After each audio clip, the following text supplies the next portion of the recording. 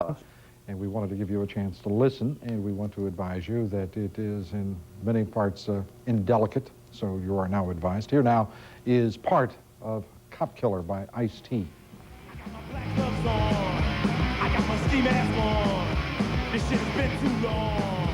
I got my 12 gauge sawed off, I got my headlight turned off, I'm out to bust some shots off, I'm out to dust some cops off. I'm a cop killer, better you than me.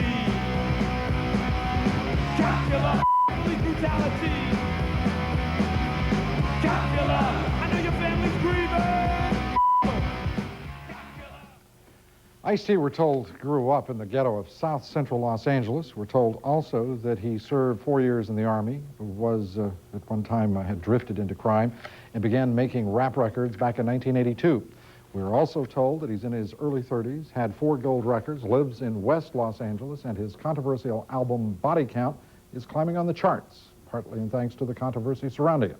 400,000 of those albums already sold.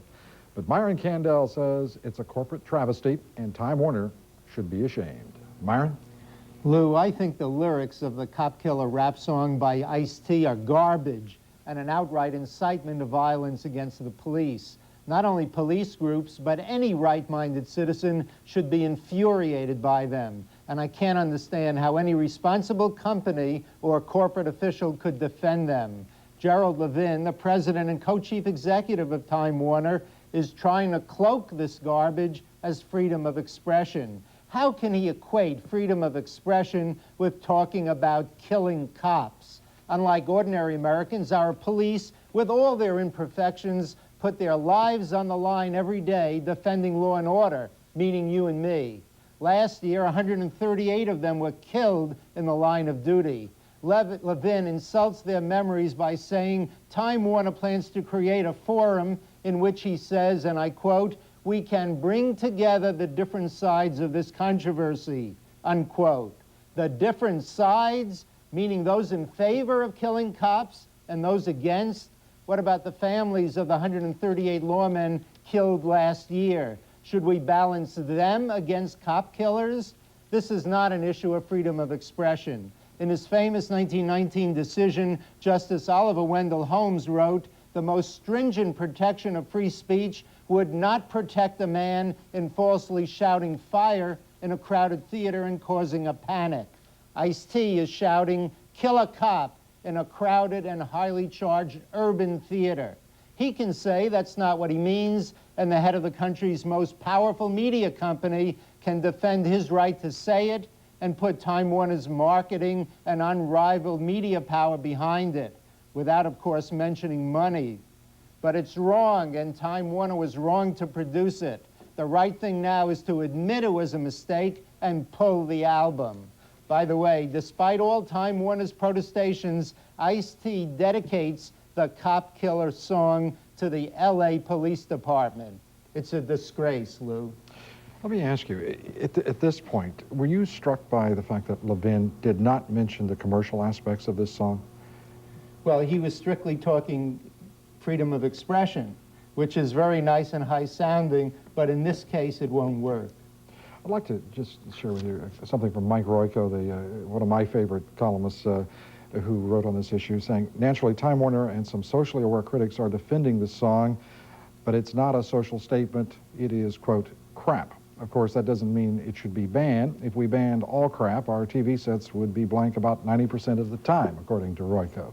Do you really believe that that this would be, in fact, banning the books? Would it be censorship, or would it be simply responsible restraint? Lou, American people are entitled to listen to crap if they want, but not when it incites violence against the police. I draw the line there. Freedom of expression stops at certain limits, and that's one of them. Okay. Myron, thank you. Well, that is Moneyline for this Wednesday evening. We thank you for joining us. Good night from New York. Crossfire is next, and here is John Sununu with a look at the law.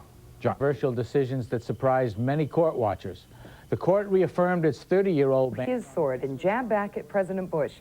The undeclared presidential candidate called his first formal news conference to deny that he tried to dig up dirt about Mr. Bush or his sons. CNN's Mary Tillotson has more on the intensifying battle between the Bush and Perot camps.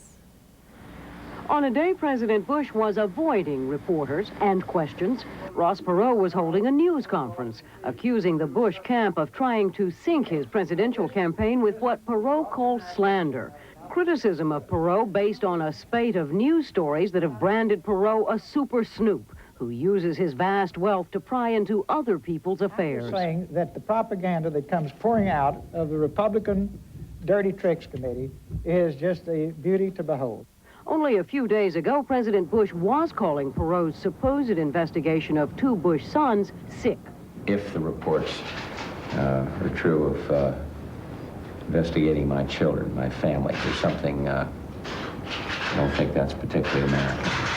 Perot has released a 1986 note from the then vice president in which Mr. Bush writes warmly and gratefully about Perot having passed on rumors about 2 of Bush's sons. I was very touched by your calls about my kids, wrote Mr. Bush. They're all straight arrows, uninvolved in intrigue, and yet the rumor mill links them. And Ross, it hurts them. You understood all this. Perot says that's all there was to his so-called investigation. I never spent a minute, I never spent a second, I never spent a penny. White House spokesman Marlon Fitzwater called Perot's dirty tricks charge proof that, in Fitzwater's words, Mr. Perot's paranoia knows no bounds.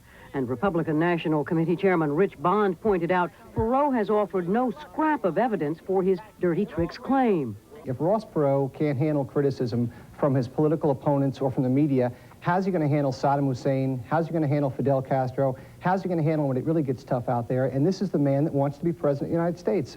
With all the hand grenades flying